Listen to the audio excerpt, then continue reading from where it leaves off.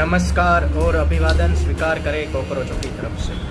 आज चलो संसद का नारा था और बीच में ही जो कहते हैं ना कायर सरकारें होती हैं वो पुलिस को आगे करती है। वैसे ही पुलिसों ने लाठीचार्ज टीयर गैस सेल करके और कई प्रदर्शनकारियों को घायल भी कर दिया है। एक का तो ऐसा भी वीडियो आया है कि उसको पुलिस मार रही थी, बोल रहा था कि और मारिए, तो पुलिस ने मारना ही बंद कर दिया।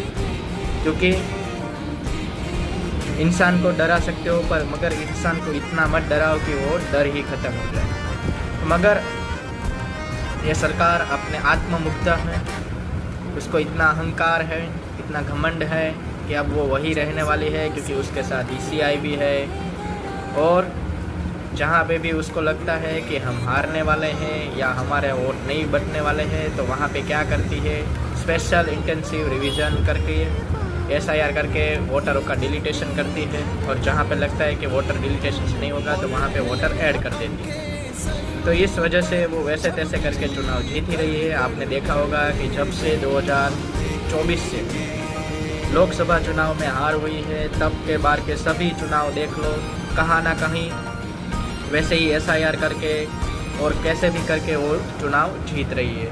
और अगर चुनाव जीतने से कुछ नहीं होता है, अगर वो हार भी जाती है तो क्या करती है, पैसों के दम पर या ईडी सीबीआई का डर दिखाकर विधायक एमपी एमएलए सबको खरीद लेती है। और वैसे ही उसने अभी 2/3 बहुमत हासिल करने का भी जुगाड़ किया।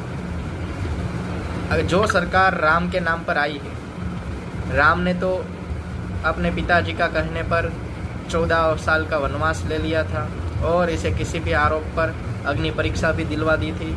मगर ये तो राम मंदिर में भी लूटने वाली है। तो किसी ने कहा ही था ना कि सीता के पति का नाम लेके नीता के पति का काम कर रही है।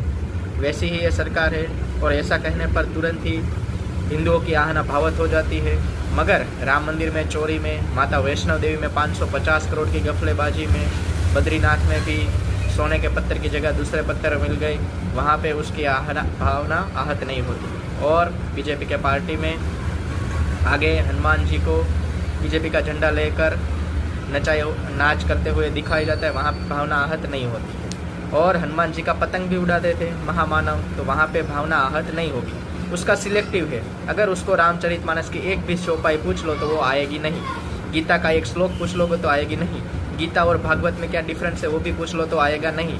मगर सुबह सुबह में आ जाते हैं हिंदू, गर्व से कहो हम हिंदू है, और रात को चिकन पार्टी करते हुए भी मिलते हैं और बाहर जाके कहते हैं हम बीफ एक्सपोर्टर में